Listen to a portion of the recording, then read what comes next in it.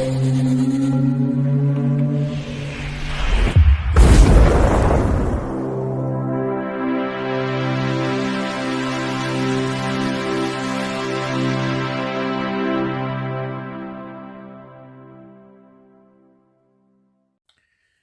Bayek, it's me Ian. And in today's video, well, I'm looking at this. This is The Thing from Another World from 1951. And before I go on, I'd just like to thank Sean again. He so kindly sent me quite a lot of films, and this was one of them. So thank you, Sean. This is sci-fi really, but there are elements of horror in it, and of course it became influential. Look at John Carpenter's The Thing from 1982, very strong horror film that really, and this is obviously got elements that he was influenced and used from that, and then developed his own brilliant film, which is considered a real classic. Now, this is 87 minutes long. Rotten Tomatoes give it 87%. It's a quite high critical appreciation, I think. But at the time, I think it wasn't considered quite in the same way. I mean, it's the same year that Robert Wise's The Day the Earth Stood Still came out, and that is such a major influential film, massive influential film. But this is in the context we look at it of all the 50s sci-fi is considered really highly, and it's got more and more appreciation as the years have gone on. Its screenplay is by Charles Lederer, and there's uncredited co-writers in Howard Hawks, the producer, of course, and Ben Hecht. It's based on a novella, Who Goes There, from 1938, by John N. Campbell Jr. Yes, and of course, I've just mentioned the producer was Howard Hawks, and he's a legendary, not only producer, director as well. His career goes right back to his first directing film in the silent era from 1926, The Road to Glory. He also did original Scarface, 1932, which again is quite a famous film. And of course, I really know him in many ways from his work with Humphrey Bogart, 1944, To Have and to Have Not. And of course, the film that I really love, The Big Sleep, from 1946. He directed that. He also directed some quite well thought of westerns like Rio Bravo, 1959, El Dorado, 1966, Marilyn Monroe film. I'm just thought of Gentlemen Prefer Blondes from 1953. Yes, so a wide career as a producer and director. And it is directed by Christian Nyby. He directed L on Devil's Island, 1957. He also directed First to Fight, 1967. But he's really known for his TV work in episodes of a long-running series like Gunsmoke and Wagon Train. Yeah, so that's his director TV a lot in that. Now, the film was filmed in in parts of the Glacier National Park in Montana, on the border between the US and Canada. And then a lot of interior work was done in Los Angeles. Um, the locations work really well in this. It just adds that bit more to this. The music is by Dmitri Tomkin and is suitable very much for the style of this film. Um, and I think it's, well, let's just get into it. Just before we go into it, there is a dispute over who directed this film, but I think now it is clear. But a lot of people, because of the style, believe that Howard Hawks had such a big influence on this film, that he was directing it. But the director always maintains that he was very much the director. We do get the impression from the cast that yes, he was, but also that Hawks was very much on set and involved. So there we are. That's it. Let's get into the cast.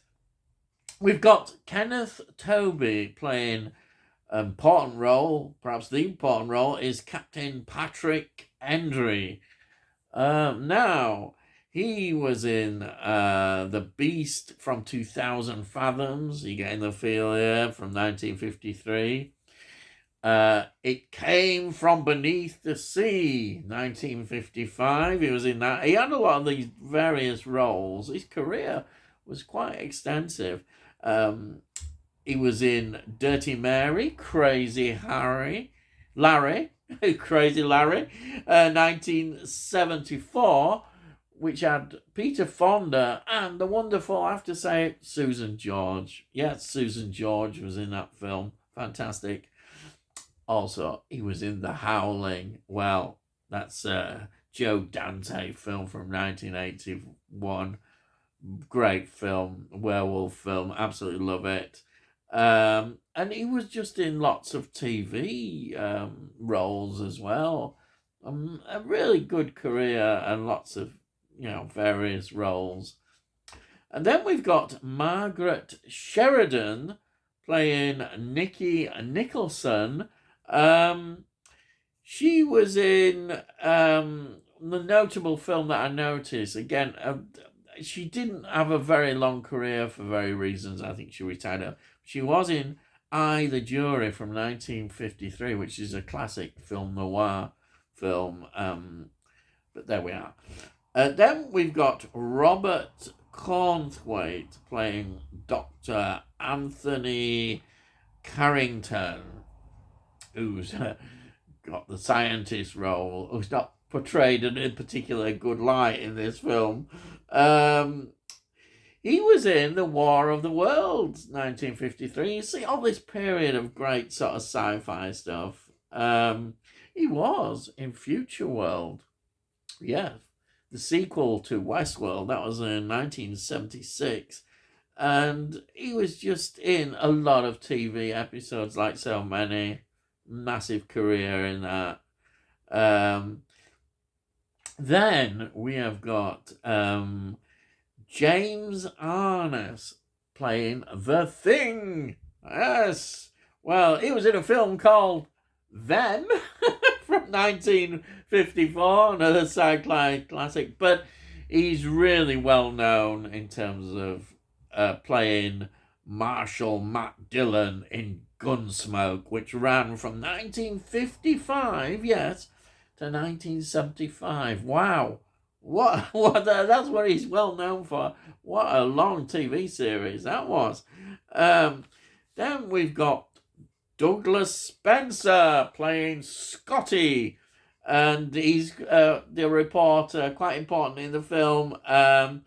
Notice the film, again, it's a lot of TV work, but the film that stood out is This Island Earth from 1955. You see the pattern? Yeah. Anyhow, let's get into what this is about. It is, the Air Force are called out to this Arctic base, and that is led by Captain Patrick Endre. He's the one in charge, and the scientists have called out the Air Force because there's a crash. Something has crashed into the Arctic, and of course they go and check it out. They meet the scientists, check it all out, and it's found. They believe it to be a flying saucer. Wow, this is big news, of course. A flying saucer, and frozen in this ice is a humanoid body. Aha, yes. Wow, this is getting interesting. So they take it back. Now, as they do in these films, they accidentally defrost it, you could say, and it thaws out. Yes. And we have then them having to defend themselves in the base from attack by this alien who they discover is a kind of plant-based alien. Yes, that's what the scientists say anyhow. And we get all sorts of things and threats, and it's filmed quite well, I think, because we see the threats, but we don't see too much of the alien, really. The thing, if you want to call it, which is perhaps a good thing in some ways, because it just adds a bit more to that mystery rather than showing this full-blown alien in that way. And that is done really well, I think. And it all adds up in the tension. And we see, again, this philosophical point about, after the atomic bomb drop, about scientists. Can we really trust scientists? If we do things really get out of hand and the threat of science? So we get in that. And then, of course, we get in linked to Cold War paranoia about the threat is the communists everywhere, fixing with the McCarthy era, which began in 1951. And I love this at the end. They're the very last words of the film. This is what the reporter says. Tell the world. Tell this to everybody. Wherever they are. Watch the skies. Everywhere. Keep looking. Keep watching the skies. And we get those words. And that sort of typifies very much sci-fi of the 50s, this constant worry in America. And it's the heart of the film in many ways, that, and as I say, about the science as well. It's absolutely very much of its time, and in many ways a complete contrast in some ways too, as I say, The Day the Earth Stood Still, which does it in a more sort of, well, the approach is very different. The way it looks at the aliens, which is interesting as well. Yes, that's very good. As I say, this film is really considered very influential. I mean, John Carpenter, we see it in Halloween. Yes, 1978's Halloween classic. They're watching the TV, and this film is on. Yes, wonderful, isn't it? Yes, it just fits in perfectly. And I loved it. I really enjoyed it. You just take these films as what they are and just enjoy them. There are, you don't analyze them too much. I don't do that with a lot of films. I just sit back and enjoy them. I'm not going this and that, But I do see this has got a deeper side to it in that sense of the way we look at it, as I've explained with the messaging. Anyhow, before I go, here we are. This is HMV Premium Edition, and it's great. There's a lovely poster I showed you and the art cards, and there's a lovely cover as well. And that's it. So, hey, back.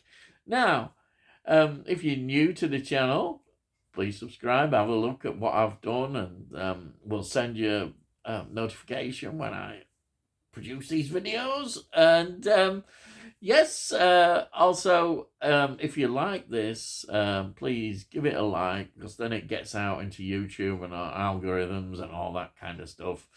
And if you got any comments, please put your comments down. I love to read your comments. And they say all cost note, which you can't say fairer than that nowadays, can they? Buy it, you can't. So I've gone on too long probably, and all I gotta say is, I'll see thee again.